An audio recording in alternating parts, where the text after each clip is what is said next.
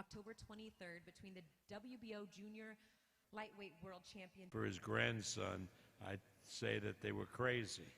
But I'd known Nico's mother since she was a little girl. She's a twin, and I've known the family, and they're great people.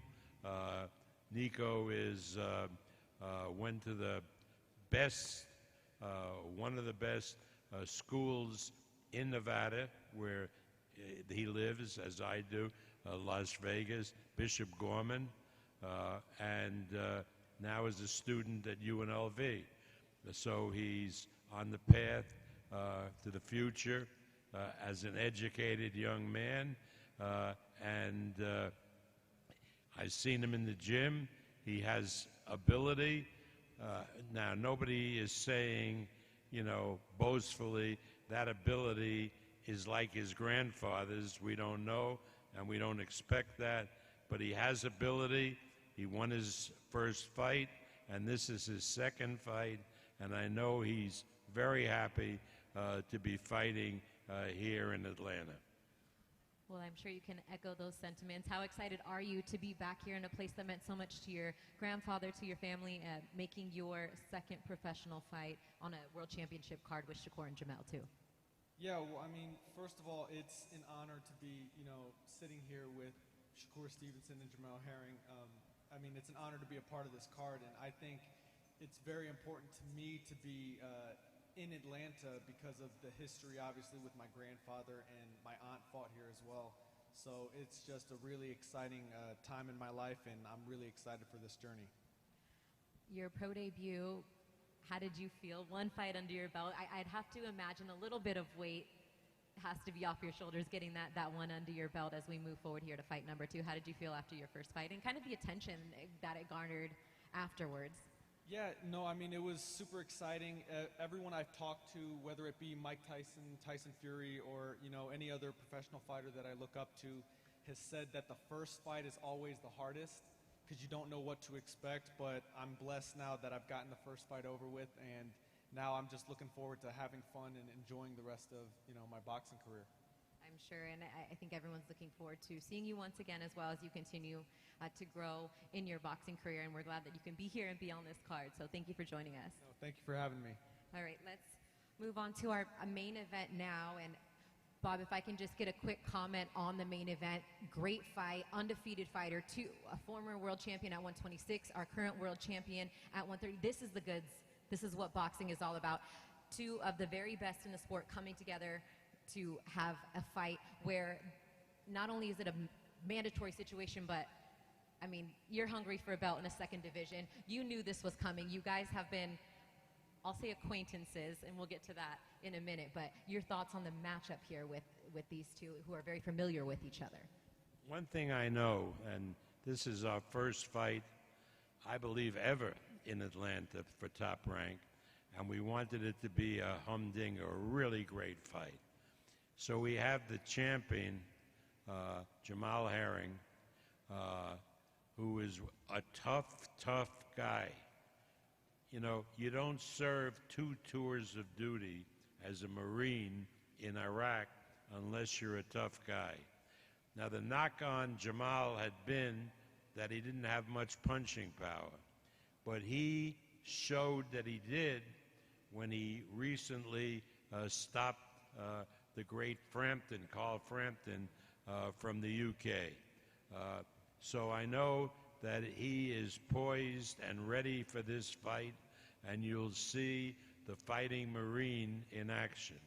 Now, it's no easy task for him because he faces the young man that many of us in boxing have been touting for years as being the new face of boxing, the new star in boxing, the guy who will beat everybody on his way to superstar glory.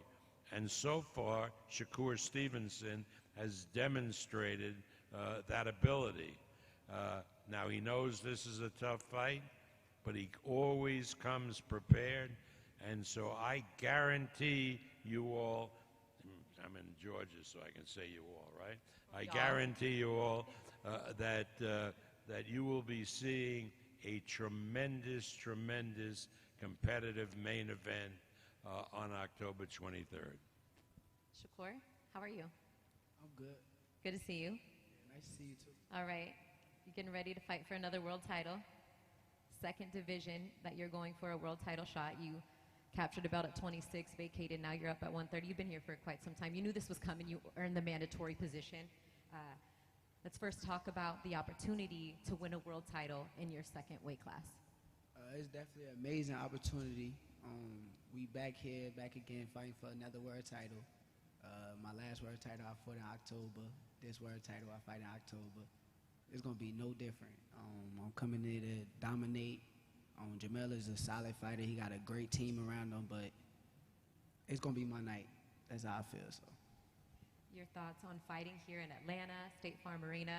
It's a place, like Bob said, is becoming another hotbed for boxing. Just the opportunity to expose your skills to a different audience here in the South.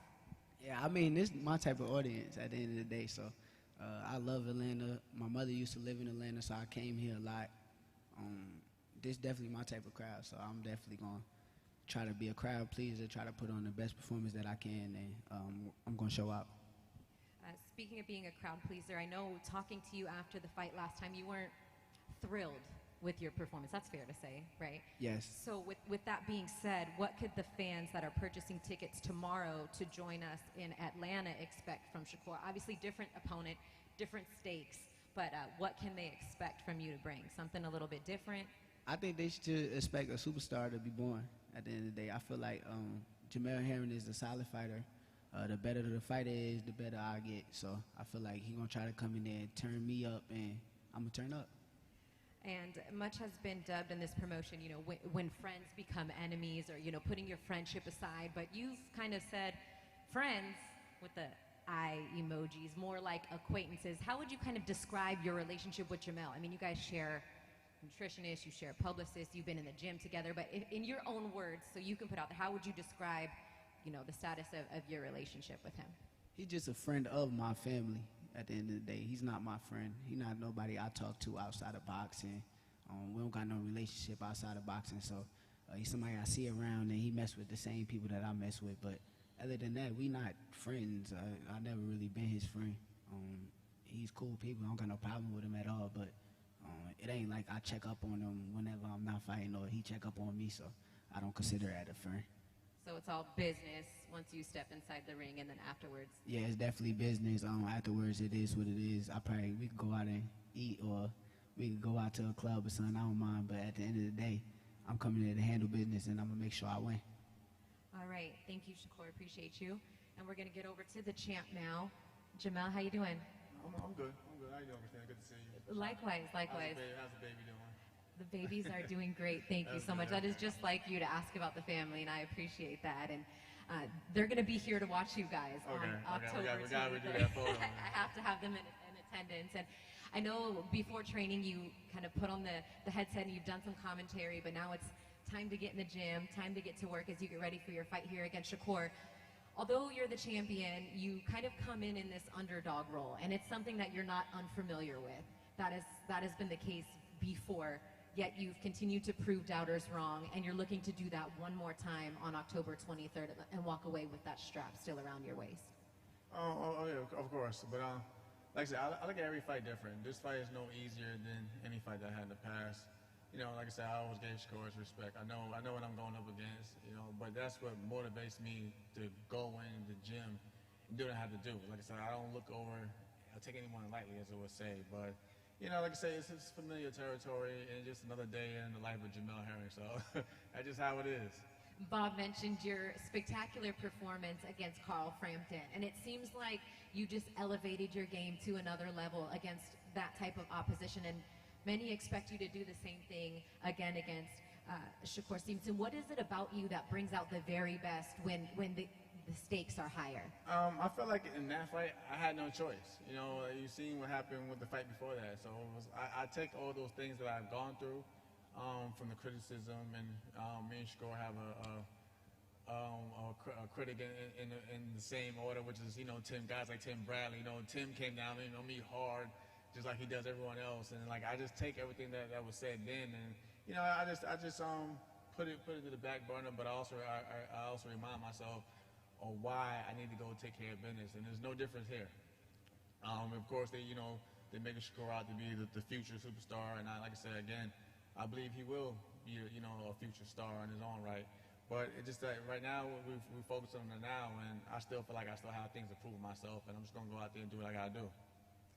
It's interesting to hear you say in your 4th title defense that you still feel like you have things to prove to yourself. What is it that you still feel like you have to prove? Hold on, my man Jay over there, Winky Wright. I always point out Winky Wright. Winky Wright was a southpaw in his own right, and Winky Wright didn't get the respect or the big names till later on in his career, even after he was a world champion and when he fought the great Shane Mosley.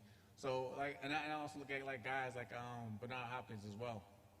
Bernard didn't really get his shine until he fought Tito Trinidad at 36 years old, and that's when he started getting the proper respect that he wanted. So that's why I don't really complain about things like, cause I seen guys that laid the ground for fighters like myself in the past, what they've been through. And then they just sucked it up and just continue to work. So I just feel like as long as I continue to work and do what I gotta do, I'll get my just due down the end of the road. So right now I'm just grateful. And I'm just enjoying just being a world champion, because not too many thought I was gonna be a world champion to begin with. So every day, still holding that title is a blessing. And do you feel like, there's been a little bit of talk in social media back and forth between the two of you, and that's okay, that's all good. It's a sport where we got 2 extremely confident young men going at it. But do you feel like maybe Shakur is taking this fight a little bit more personally than you are? No, not so really, because I've seen Shakur be worse.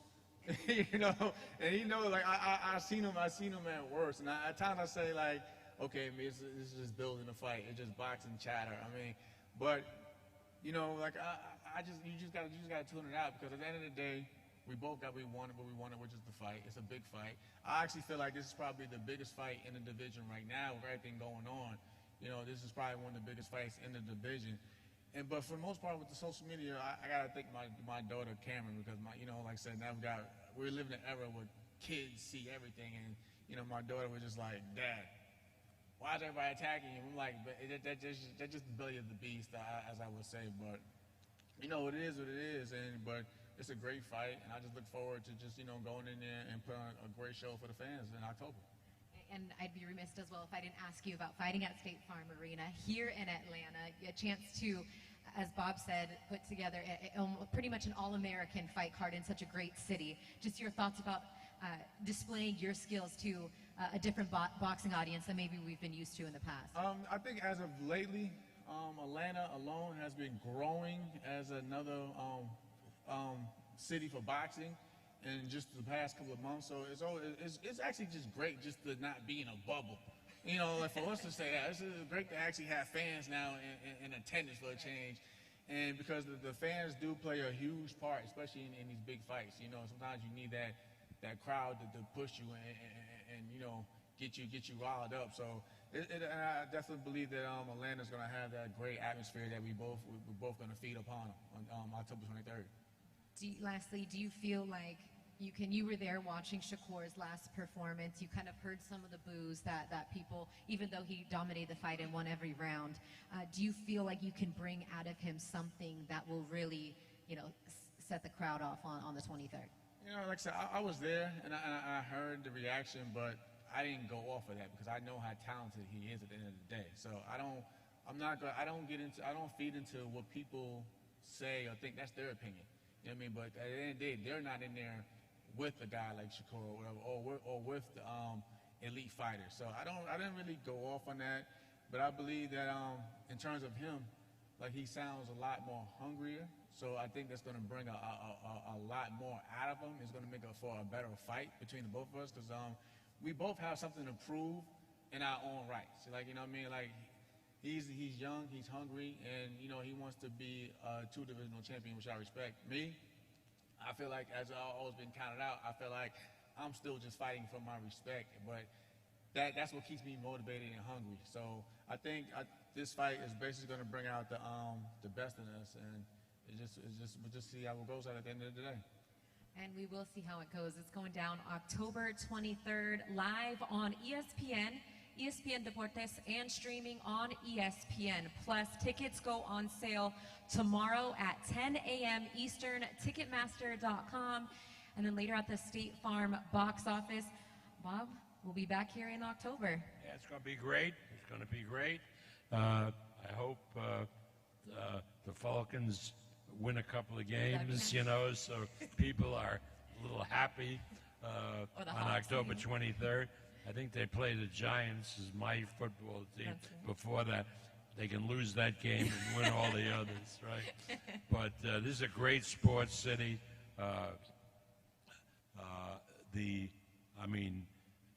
You broke my heart, really, the truth, when the Hawks from nowhere played their hearts out and beat my Knicks in the playoffs. But this kid Young is some talent, you know. And for me personally, because I'm a little political, it's great to be back in Georgia, where we've turned the place from red to at least purple, and we're gonna do great in November here, right? Because we don't want, I mean, as great as a football player as the other guys have, I mean, he doesn't belong, I think, in the Senate. You have the Reverend Warnock, who's done a terrific job in the Senate, and I hope he gets reelected, and I know I'm going to get in trouble for going into politics. Well, not by me. You are the boss, so you do what you need to do. But I'd like to thank Nico, Shakur, Jamel, and of course Bob Arum for joining me. Did you have something else? Yeah, the Jamel Herring show needs to. No. I just want to take time to thank Top Rank and my manager, Brian McIntyre's over there playing pool, probably on his phone. He needs to bring that belt up here, Bomac. MTK, Right. MTK Global. My sponsors at Adidas Boxing, King Shocks, and Buster. And of course, my First to Fight management group. All right. Thank you to our lovely TR Knockouts as well. We forgot to mention the girls, Bob. What? Our knockouts. Yeah, I know. We have, hey, come here, girls. Come here, guys. Come. Look at this. Which other company has beautiful, beautiful women like we have with the Top Rank Knockouts? And the Top Rank Knockouts, right? Thanks. And the top, and we got two others in Tucson because we have a fight there tomorrow. So this is going to be a great, great show. The Knockouts will be here. The Knockouts always take pictures with the fans before the fights. So it's going to be a really fun evening, October 23rd. And I personally, and for everybody at Top Rank, look forward to this event in the great city of Atlanta. All right, nothing more to say here. Thank you, everybody, for joining us, ESPN Plus and Top Rank's YouTube. We gonna do a face-off? You already know. Okay, I just gonna close us out if that's okay. I think he's licking his chops to get face-to-face here with Jamel. I'm Christina Poncher. Thank you, everybody, for joining us. We'll see you in October.